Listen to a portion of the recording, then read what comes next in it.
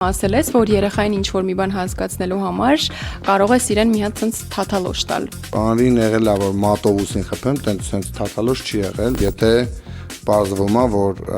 երեխան օգտագործում է ինչ օրինակ կրիստալ, ինչ-որ բան են, չէ, շատ շուտ հայտնի է դարձել, ու եթե դու իմանաս, որ ծեծը կօգնի, ես 100% կծեծեմ։ Բայց դա բռնություն չի երեխային նկատմամբ։ Ոնց ուզում է թող գնացի։ Ու այս հարցազրույցից հետո մի 77 կարմիր մազերով աղջիկներ կգրեն